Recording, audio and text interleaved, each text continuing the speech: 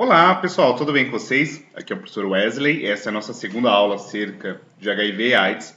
E hoje eu comento aqui alguns aspectos referentes à apresentação clínica da infecção pelo HIV e aspectos aqui no que tange a análise laboratorial para diagnóstico clínico, perfeito? Então, de antemão, eu queria já trazer a vocês essa tabela que nos traz aí aqui algumas anormalidades associadas com a infecção pelo HIV. Então, o que é interessante ser pontuado, visualizado quando a gente está comentando de um processo infeccioso ocasionado pelo HIV? É o estágio da infecção, se é um estágio precoce ou se é um estágio tardio. E a depender se é uma fase aguda ou uma fase crônica ou até mesmo quando o indivíduo sem tratamento acaba desenvolvendo a AIDS, a gente tem alguns padrões, de estruturas que podem ser visualizadas, como por exemplo a estrutura do linfonodo, produção de anticorpos, a questão de citosinas, a atividade citotóxica em decorrência do estágio viral está muito evoluído, tá bom? Então essa tabela eu acho ela interessante que vocês se atentem em alguns aspectos envolvidos com o percurso evolutivo da infecção pelo HIV. E nesse sentido, como que a gente precisa dar uma olhada geral acerca da apresentação clínica do HIV? De maneira bastante simplificada, eu quero que vocês se atentem a esse gráfico que eu apresento aqui ao lado, que apresenta as três fases clínicas aí da infecção pelo HIV. Nós temos aqui a fase aguda, que ela gira ali em torno de 0 até 7 semanas, que é o primeiro estágio, então você observa uma acentuada depressão, uma acentuada queda de linfócito CD4. Tem-se a fase crônica, que geralmente é uma fase aí assintomática prolongada, que pode gerar aí em torno de 5 até 11 anos. E por fim tem-se aqui a fase de crise, que é quando o indivíduo apresenta a AIDS, que é de fato aqui a doença sintomática. Então se atentem em alguns aspectos dessa figura que eu acho que é bastante interessante. E o aspecto mais significativo a ser analisado a priori é a taxa de CD4 versus a taxa viral. Quando a gente comenta de fase aguda, por exemplo, eu quero que vocês se atentem. Ela ocorre aí, a priori entre 3 a 6 semanas após a infecção primária. E aqui, basicamente, o que a gente acaba encontrando, o que é relatado na literatura científica, é uma síndrome viral típica aguda, que é caracterizada, por exemplo, por sintomas gerais, como febre, faringite, linfadenopatia, cefaleia, letargia, anorexia, vômito, náuseas, diarreias e afins. Esses daqui são os sintomas mais gerais e clássicos. Mas em contrapartida, também encontramos alguns fenômenos também associados com ordem neurológica, como por exemplo encefalite, meningite, neuropatia periférica, alguns aspectos também aqui com repercussões cutâneas, como exantema, úlceras, tá? Então a fase aguda é aquele momento no qual você tem aí o primeiro estágio da infecção viral pelo HIV. É interessante ainda destacar aqui que você tem um pico da viremia. Então aí tem algumas anormalidades imunológicas atreladas com isso. Primeiro, como eu comentei anteriormente, você tem aqui uma diminuição muito acentuada no número de linfócitos CD4. E, consequentemente, embora você diminua o número de CD4, você aumenta consideravelmente a quantidade de CD8 e, consequentemente, isso acaba tendo aí uma inversão da razão CD4-CD8, porque espera-se que em condições normais a taxa de CD4 seja muito maior do que de CD8, tá? E aí, ao longo da terceira até a 17ª semana, após a exposição, nós temos aqui o fenômeno de soroconversão. E nesse contexto, você tem aqui a produção de células CD8 específicas que vão conter a infecção e diminuir aí a taxa de HIV plasmático. É interessante mencionar a vocês que boa parte das perspectivas de tentar remediar uma soroconversão se dá nesse momento, tá? A fase clônica ela é basicamente caracterizado como estágio assintomático prolongado, então é aquele estágio que comumente a gente denomina como latência. E a depender aí se você está eventualmente com um paciente portador de HIV sem tratamento, a gente tem aqui um estágio de latência entre 7 a 10 anos. Acontece aqui uma diminuição de virimia. No entanto, embora você diminua a virimia, ela continua com a replicação do HIV em macrófagos e CD4, tá? E aqui é importante até a gente analisar os níveis de RNA do HIV através de PCR aí para a gente ter um prognóstico mais preciso disso aqui, tá? E aí a grande sacada é que continuamente vai se perdendo o linfócito CD4 e isso aqui acaba tendo uma repercussão mais adiante, que é quando a gente tem os primeiros sintomas constitutivos. A saber-se, perdão, esses sintomas constitutivos, eles basicamente são oriundos de uma descompensação do sistema imunológico, isto é, o sistema imunológico não está operando de forma adequada. E aí, quais são os eventos, os indícios que a gente tem aqui dessa descompensação do sistema imunológico? Primeiro, diminuição no número de células CD4, aumento da proporção de células CD4 infectadas que sobrevivem e um aumento muito acentuado aqui da virimia. E aqui é um sintoma de alerta, porque aqui a gente começa já a ter alguns eventos, como linfonodeinopatia persistente, alguns sintomas constitutivos significativos, e aqui a gente entra no fenômeno de fato da doença, que é a AIDS, que é o espectro da doença aqui observada, que acaba sendo mudada, e ela vai mudando conforme a contagem de CD4 vai diminuindo. E aí, como que a gente faz o diagnóstico do HIV? Fato. Primeiro, tem que haver a infecção pelo HIV, e a gente precisa se atentar que quando a gente está no estágio de AIDS propriamente dita, a contagem de célula CD4 está aí abaixo de 200 milímetros por litro, tá?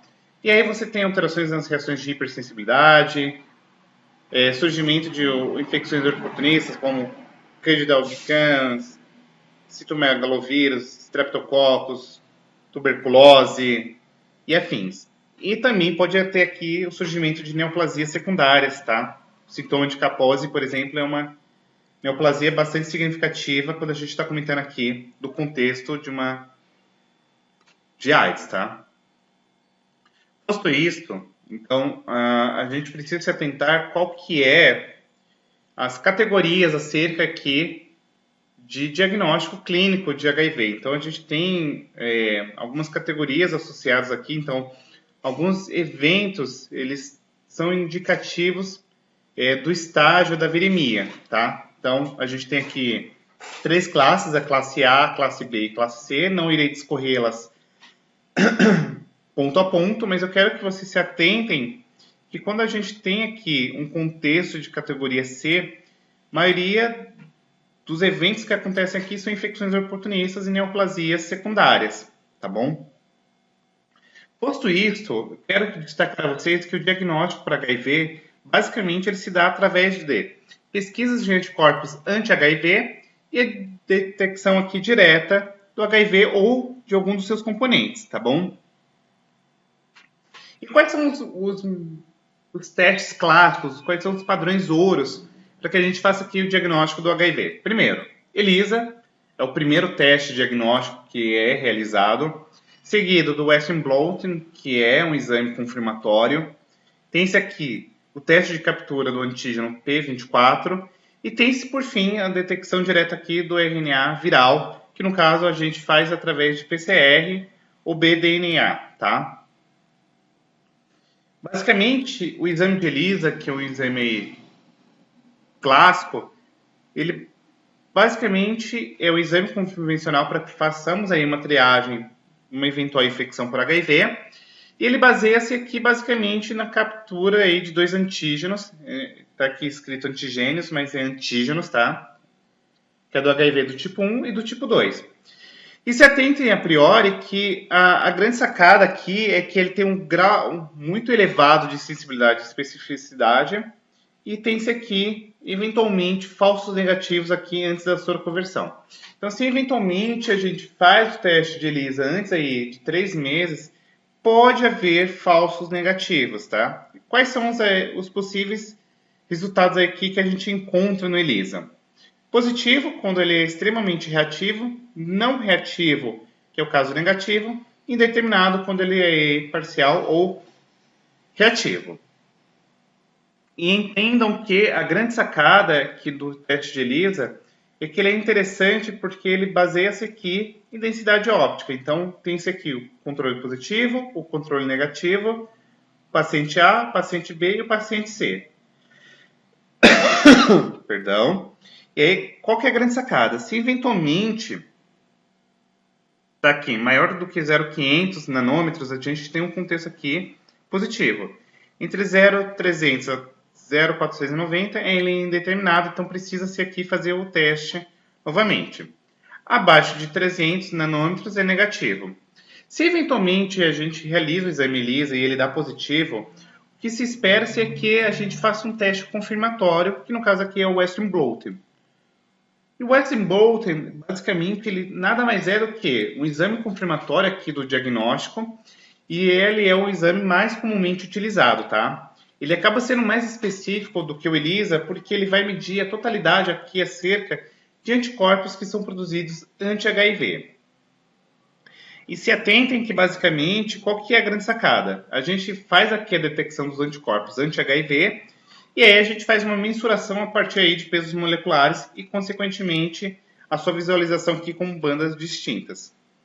Nesse sentido ainda, quero que vocês compreendam que o Western Blot ele pode ter alguns resultados, possíveis. Positivos, quando a gente encontra aqui cerca de 2 ou 3 anticorpos atrelados com algumas proteínas do HIV, que pode ser a P24, a GP41, a GP120, 160 que eu comentei na aula anterior.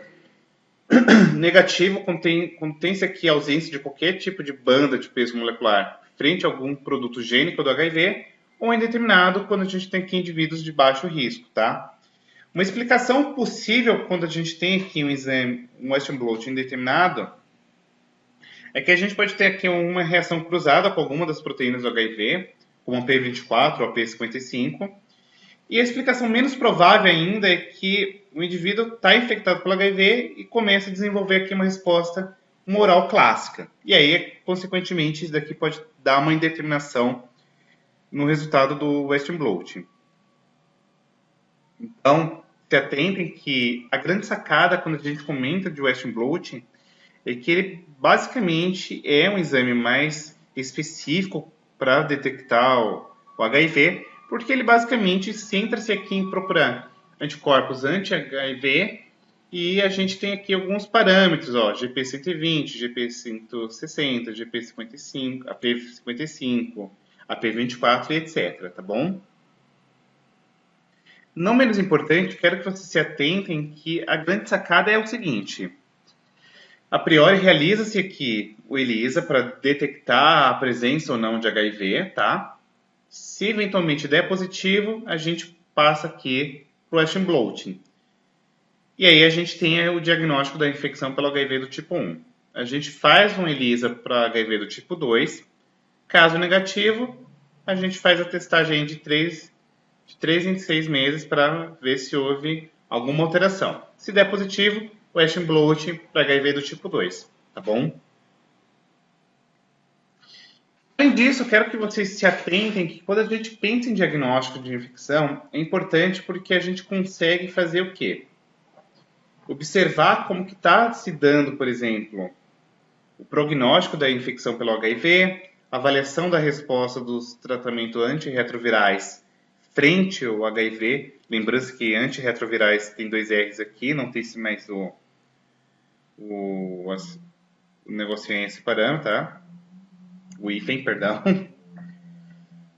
E aí, um dos aspectos mais interessantes ainda para a gente analisar aqui o percurso também da infecção pelo HIV é o teste de captura do antígeno P24. Como que se dá isso daqui?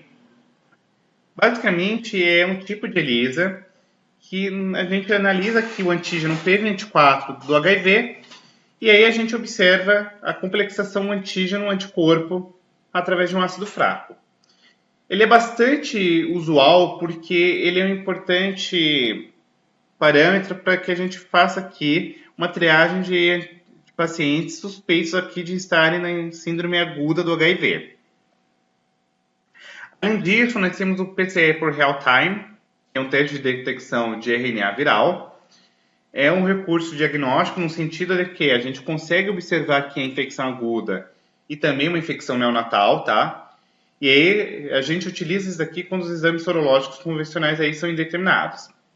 Um aspecto interessante ainda a ser pontuado aqui acerca do PCR real time é que é um teste prognóstico e também ele nos mostra a eficácia aqui do tratamento anti-HIV.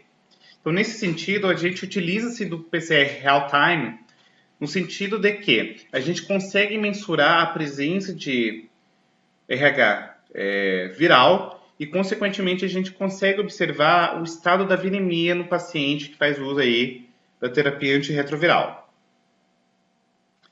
E quais são as perspectivas acerca do uso do PCR real-time aqui no contexto da infecção pelo HIV? Quero que vocês se atentem, basicamente, que a gente pode observar diversidade genômica, resistência aos fármacos antirretrovirais. E aí, ainda é interessante destacar que apresenta uma alta sensibilidade. O PCR real-time, ele basicamente ele é positivo em 98% dos pacientes que são acometidos por HIV.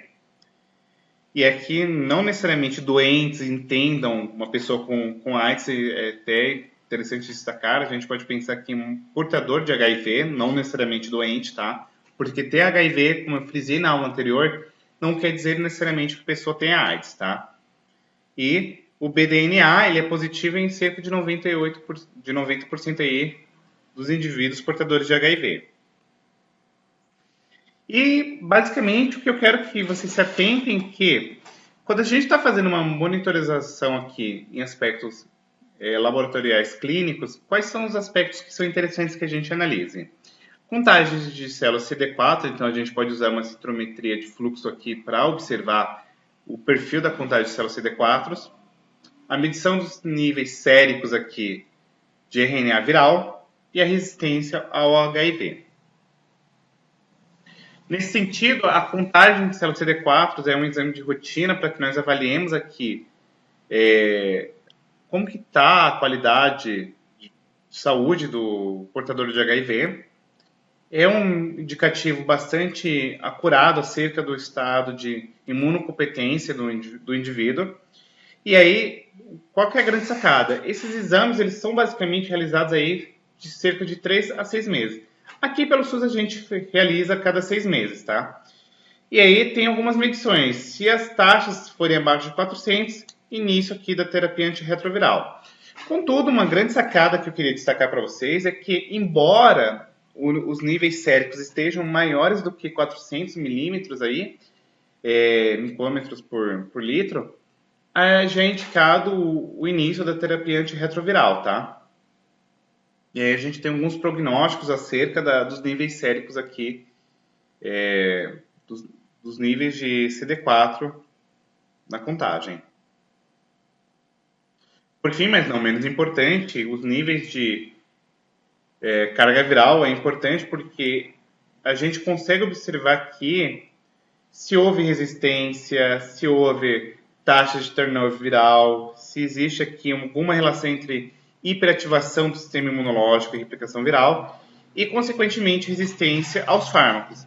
Então, observar a carga viral, e a gente realiza isso aqui corriqueiramente a cada 6 meses, quando a gente está falando de um paciente com HIV, para que a gente consiga observar aqui o percurso da doença. Da infecção. Olha, é tão corriqueiro falar isso que já está enraizado, tá? Da infecção. E aí, qual que é a grande sacada? Que a gente precisa sempre fazer essas medições aqui. Se eventualmente você tiver aqui mais de 10 mil cópias de RNA, opa, sinal de alerta, viremia está estralando, terapia antirretroviral. Abaixo de 50 cópias aqui, tratamento eficaz, indetectável. Indetectável é a mesma coisa que não transmissível. É interessante pontuar isso daqui porque um dos aspectos mais interessantes acerca da terapia antirretroviral é reduzir drasticamente a carga viral de maneira que isso aqui fique indetectável. E um aspecto interessante, maravilhoso, é que se a pessoa é indetectável, ela é não transmissível, ela não transmite o vírus, tá bom?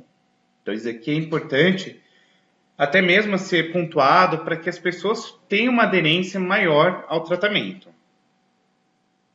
E aí, a gente também tem aqui os testes de resistências ao HIV, tá? A gente observa a sensibilidade aqui e quais são os recursos que a gente comumente utiliza aqui.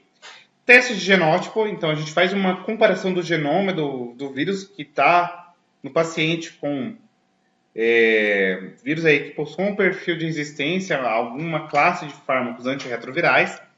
E tem aqui os testes de fenótipo, que é basicamente a comparação do crescimento em vivo aqui de isolados virais que a gente obtém através desse paciente com os tipos de referência aqui do vírus com e sem diferentes antirretrovirais. Então, a grande sacada é que tudo isso aqui é interessante para que a gente consiga observar perspectivas terapêuticas farmacológicas acerca aí de estágios da infecção viral, tá bom? Onde que a gente pode observar, por exemplo, fármacos com ação contra a transcriptase reversa, ou contra as proteases, ou contra a integrase e afins. E isso é interessante porque a gente precisa fazer isso. O que eu quero que vocês guardem, muito além de parâmetros laboratoriais, é que isso daqui tudo é importante para que a gente pense em perspectivas terapêuticas. E o quanto mais testagem, o quanto mais diagnóstico e quanto mais iniciamento ao tratamento contra a infecção pelo HIV, mais rápido e mais fácil vai ser da gente diminuir a viremia aqui pelo HIV, tá bom? E aí a gente pode pensar aqui em possíveis intervenções para tentar debelar a infecção aqui pelo HIV. Anticorpos monoclonais, hormônios tímicos, tratamento com citosinas, interleucina 2, interferon alfa, interferon gama, interleucina 2, tá? Vacinação terapêutica visando aqui cura esterilizante ou cura funcional.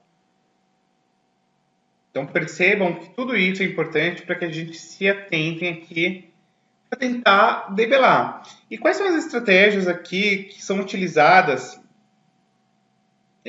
para fazer formulação de vacinas? Nós temos aqui proteínas que reconhecem o GP120, nós temos a perspectiva aqui do choque mata, mas inclusive aqui é até uma da promissora, porque o professor Ricardo Dias Sobier, da Universidade Federal de São Paulo, está fazendo isso aqui, tem encontrado alguns dados interessantes. Então percebam que alguns desses testes aqui, infelizmente, ficam no teste 1 porque não existe investimento massivo para isso. Embora o choque e o ataque choque, que o Indishock, já está chegando em fase 3, tá? E aí, quais são os obstáculos que a gente tem quando a gente está pensando do desenvolvimento de uma vacina para HIV? A alta diversidade do vírus, o tipo de resposta imune específica, o potencial de anticorpos aqui, neutralizantes, tá? O lance de animais modelos para a gente fazer esses testes. E eu quero que vocês se atentem a tudo isso, tá bom? Então a nossa aula, basicamente, ela centra-se nisso. Beleza? Muito obrigado, um beijão e até a próxima aula.